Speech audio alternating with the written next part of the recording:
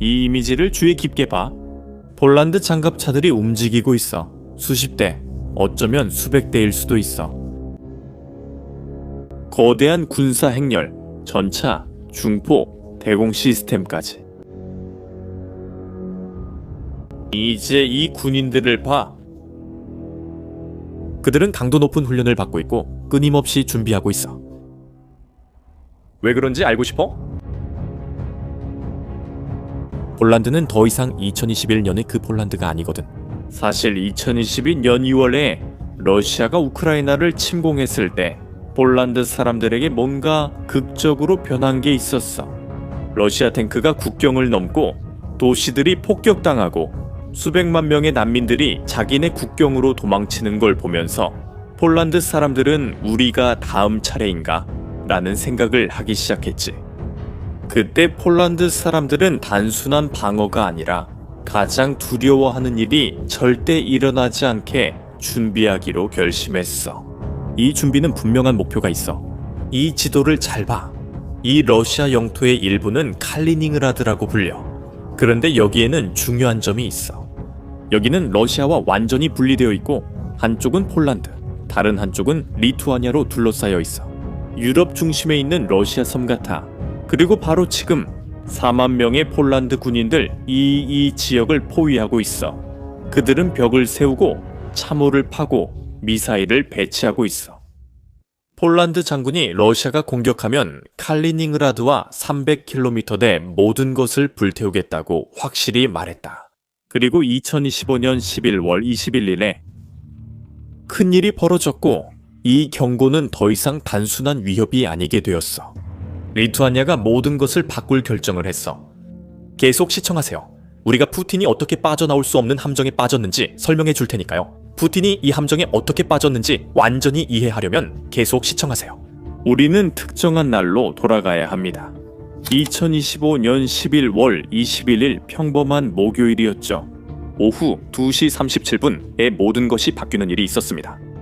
리투아니아 철도 회사는 짧고 기술적이며 냉정한 성명을 발표했습니다. 우리는 즉시 루코일 제품의 칼리닝그라드 운송을 중단합니다. 이유는 관료적이고 미국 제재 준수 때문이었습니다. 하지만 그 영향은 치명적이었습니다. 왜냐하면 바로 그 순간 러시아 연료를 실은 열차가 리투아니아 국경에 멈춰 있었기 때문입니다. 매년 34만 5천 톤의 루코일 연료가 그 철도를 통해 운송되었습니다. 그 연료는 칼리닝그라드를 지탱하는 생명줄이었고 한순간에 그 공급이 끊겼습니다. 이제 러시아인으로 칼리닝그라드에 산다고 상상해보세요. 목요일 아침 커피를 마시며 TV를 켜니 리투아니아 러시아 연료 수송 차단 뉴스가 나옵니다. 당신은 아마 얼마나 오래 라고 먼저 생각했을 겁니다. 하지만 곧 전체 성명을 읽어보니 기한도 없고 협상도 없으며 그냥 끊겼다는 사실을 알게 됩니다. 끝입니다. 당신은 창문으로 달려가 거리를 봅니다. 저는 차가워지는 작은 점입니다. 스토리보드에서 남자들이 자동차, 트럭, 오토바이로 기름 떨어지기 전 탱크를 채우려고 달려갑니다. 칼리닝그라드의 모든 사람들은 진실을 알고 있기 때문입니다. 그 지역은 연료를 생산하지 않고 모든 것을 수입합니다. 그리고 주요 공급업체는 루코일이었습니다. 수천, 수만 대의 유조 트럭이 줄지어 있는 모습을 상상해 보세요. 34만 5천 톤이란 바로 그런 의미입니다. 사람들이 출근하고 병원이 운영되고 발트해의 혹독한 겨울에 난방 시스템이 돌아가기 위한 연료죠. 그곳은 기온이 영하 20도까지 떨어집니다. 가장 중요한 건 러시아 탱크를 움직이게 하는 연료입니다. 그런데 진짜 문제는 여기에 있습니다. 지도를 다시 한번 보세요. 칼리닝그라드는 러시아의 일부지만 본토와 완전히 분리되어 있습니다. 모스크바에서 출발한 기차가 칼리닝그라드에 도착하려면 다른 나라, 즉 리투아니아를 통과해야 합니다. 그런데 리투아니아가 이제 그 문을 잠가버렸습니다. 그래서 그 11월 21일 크렘린의 관계자들이 긴급히 모여서 우리가 칼리닝그라드에 어떻게 보급을 할 것인가? 라는 당연한 질문을 했습니다. 이제 남은 선택지는 두 가지, 하늘 아니면 바다입니다. 항공운송은 몇 분 만에 제외되었습니다. 수백만 톤의 연료를 비행기에 실어 나르는 것은 불가능합니다. 비용도 터무니없고 물류도 불가능하죠. 바다만 남았습니다. 상트페테르부르크에서 유조선을 보내 발트해를 거쳐 칼리닝그라드까지 항해하는 것은 이론상으로는 간단해 보이지만 바로 여기서 함정이 시작됩니다. 왜냐하면 지난 3년 동안 발트해가 완전히 달라졌기 때문입니다. 핀란드가 2023년에 나토에 가입하고 스웨덴이 2024년에 가입하면서 그 바다는 더 이상 중립적인 곳이 아니게 되었고 사실상 서방 동맹에 둘러싸인 호수처럼 변했습니다. 이제 당신이 러시아 선장이라고 상상해보세요. 당신은 이 연료를 배에 실어 칼리닝그라드로 운반하라는 명령을 받습니다. 당신은 상트페테르부르크 항구를 출발해서 발트해로 들어가고 하늘을 올려다봅니다. 나토 드론들이 원을 그리며 날고 있고 초계기가 이쪽 저쪽을 오가고 있습니다. 당신은 선박의 레이더를 보고 신호들을 확인합니다. 군함, 잠수함 모두가 당신을 추적하고 있습니다. 당신의 모든 움직임이 기록되고 모든 GPS 좌표가 저장되며 당신은 24시간 내내 감시당하고 있습니다. 그리고 러시아가 이 항로에 사용하는 선박들은 최고급이 아닙니다. 오래되고 녹슬었으며 많은 선박들은 제대로 된 보험조차 없습니다. 서방 전문가들은 이 선박들을 유령 선단이라고 부릅니다. 러시아가 제재를 피하기 위해 사용하는 수백 척의 노후 선박들입니다. 그리고 여기서 바로 나토 군사 분석가들이 특히 우려하는 부분이 있습니다. 이 선박들은 자주 위치 신호를 끕니다. 모든 선박의 위치를 보여주는 국제적으로 의무화된 시스템이 있습니다. 이건 마치 휴대폰의 GPS와 같지만 선박을 위한 것이고 충돌을 방지하기 위해 사용됩니다.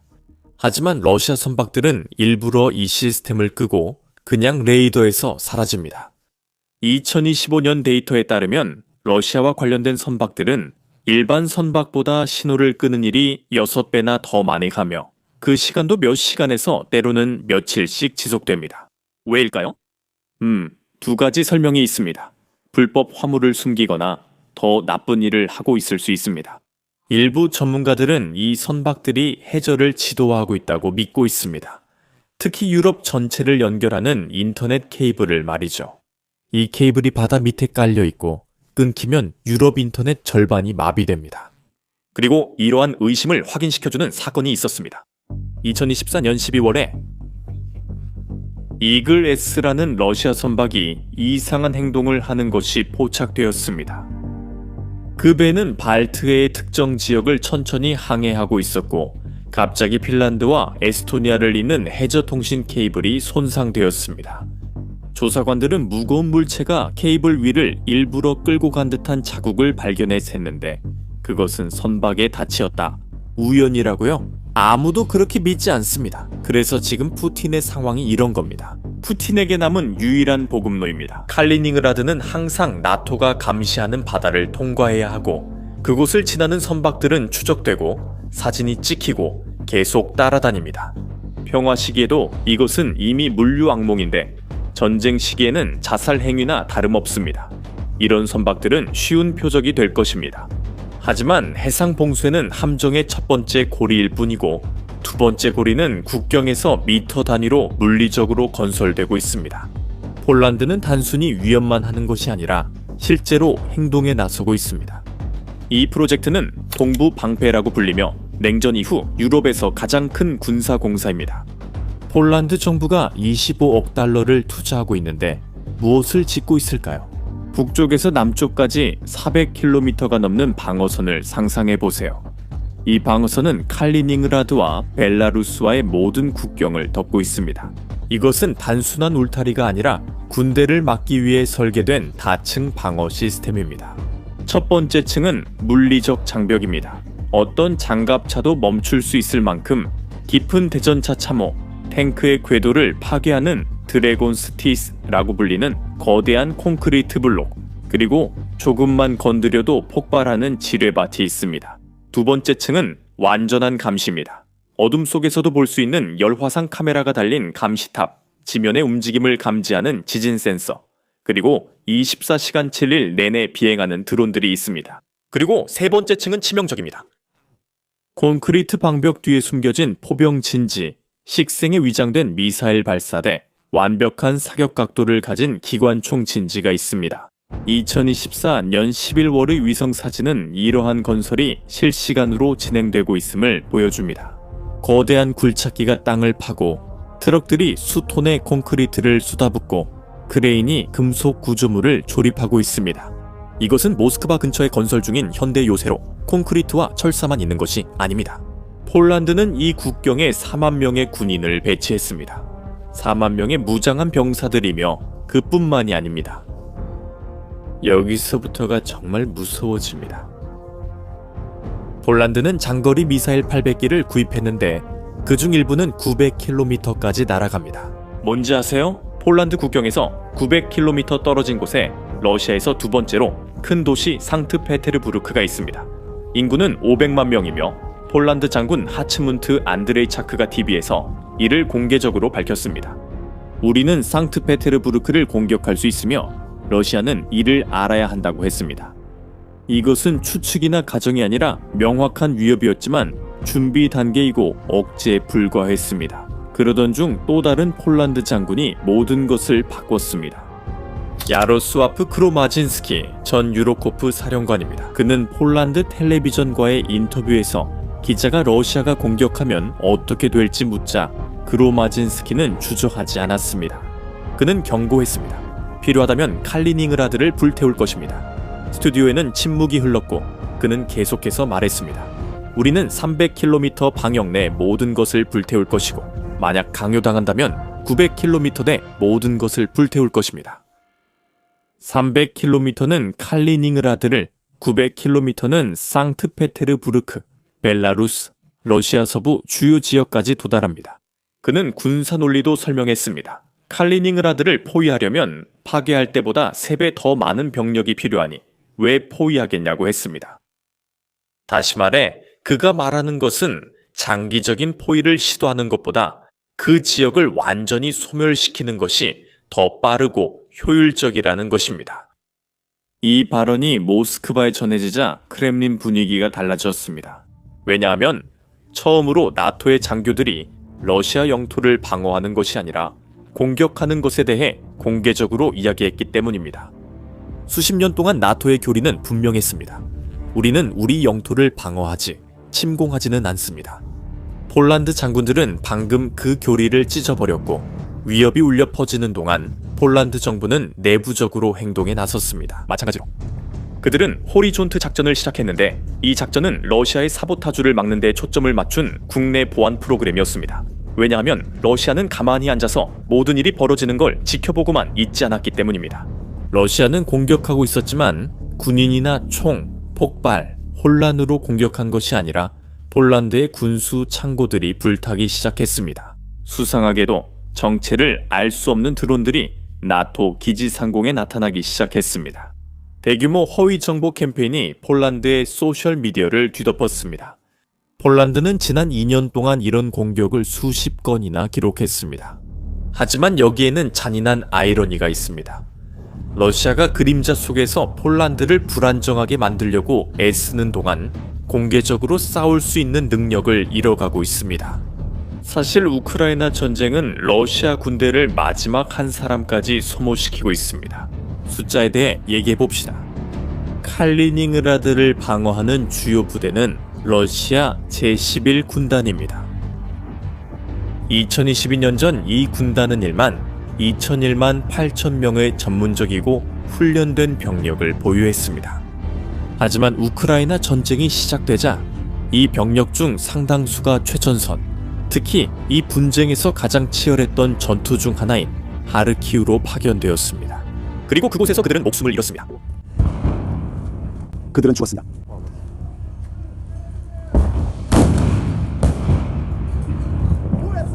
그리고 죽었습니다. 군사 전문가들은 러시아가 우크라이나에서 수십만 명의 군인을 잃었다고 추정합니다. 부상자가 아니라 사망자입니다. 러시아 군대는 공식적으로 확대되어 현재 150만 명의 병력을 보유합니다. 그런데 이 새로운 군인들은 누구일까요? 일부는 18세의 징집병으로 제대로 된 훈련도 받지 못했고 40, 50대 예비군들이 다시 끌려왔으며 교도소에서 모집된 죄수들도 있습니다. 이들에게는 자유를 약속했습니다. 장비는 글쎄요, 위성사진은 놀라운 사실을 보여줍니다. 러시아 군사 창고에는 녹슨 오래된 탱크들이 분해되고 있는 모습이 보입니다. 이유는 간단합니다. 그들은 예비 부품이 없기 때문에 일부 탱크를 분해해서 다른 탱크를 작동시키기 위해 부품을 빼쓰는 겁니다. 그리고 이것은 한 가지를 의미합니다. 칼리닝그라드에 주둔 중인 2만에서 3만 명의 러시아 군인들은 이제 더 이상 공격 작전을 수행할 수 없을 가능성이 높습니다. 그들은 어느 정도 방어는 할 수 있고 벙커 안에서 사격을 하거나 몇몇 미사일을 발사할 수는 있겠지만 그 폴란드의 요새화된 장벽을 돌파해서 폴란드를 공격하는 것은 전술적 자살 행위입니다. 푸틴도 이 사실을 알고 있습니다. 그는 크렘린에서 칼리닝그라드가 점점 포위되는 것을 지도를 통해 보고 있습니다. 연료 공급이 차단됐고 바다는 감시되고 있으며 국경은 요새화되었습니다. 그의 군대는 우크라이나에서 싸우고 있고 폴란드 장군들은 TV에서 한 지역을 불태우겠다고 위협합니다. 푸틴에게는 세 가지 선택지가 남았습니다. 첫째, 칼리닝그라드를 포기하고 군과 민간인을 철수시키며 지역을 넘기는 것입니다. 하지만 그것은 굴욕이 될 것입니다. 적어도 러시아 내에서는 그것이 약함으로 보일 것이고 푸틴은 아마도 정치적으로 살아남지 못할 것입니다. 옵션 2는 폴란드를 공격해 수왈키 회랑을 통해 칼리닝그라드와 벨라루스를 다시 연결하려 힘으로 포위를 뚫으려는 것입니다.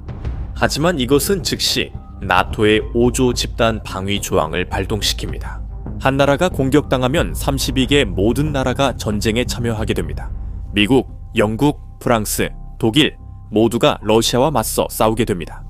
그리고 폴란드 장군들이 이미 경고했듯이 이 전쟁은 칼리닝그라드가 몇 분 만에 파괴되면서 시작될 것입니다.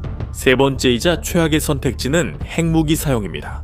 많은 사람들이 모르지만 칼리닝그라드에는 핵탄두 탑재 이스칸데르 미사일이 배치되어 있으며 최대 500km까지 도달합니다. 바르샤바와 베를린 모두 사정권에 있습니다. 푸틴이 빨간 버튼을 눌러 경고 차원에서 폴란드 영토에 핵미사일을 발사할 수도 있습니다. 하지만 그가 그렇게 한다면 그 다음에는 어떤 일이 벌어질까요? 나토의 대응은 아마도 종말적일 것이고 보복 핵공격이 포함될 가능성이 높습니다. 그래서 푸틴은 아마 크렘린궁에 앉아서 이 세 가지 선택지를 바라보며 쉬운 출구가 없다는 것을 깨닫고 있을 겁니다. 칼리닝그라드는 정확히 폴란드인들이 원했던 대로 함정이 되어버렸습니다. 러시아가 제대로 방어할 수 없는 지역입니다. 수십 년 만에 처음으로 전략적 자산이 치명적인 부담으로 바뀌었습니다. 발트해에서 방어적 위치에 있는 건 나토가 아니라 모스크바입니다.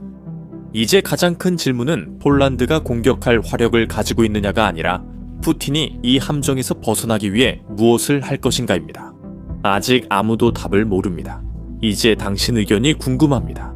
러시아가 전쟁을 시작하면 폴란드가 칼리닝그라드를 실제로 공격할까요? 아니면 푸틴을 견제하기 위한 위협일 뿐일까요? 댓글로 답변 남겨주세요. 군사 분쟁과 세계 지정학 분석을 계속 보고 싶다면 채널 구독과 알림 설정 부탁드립니다. 다음 영상에서 뵙겠습니다.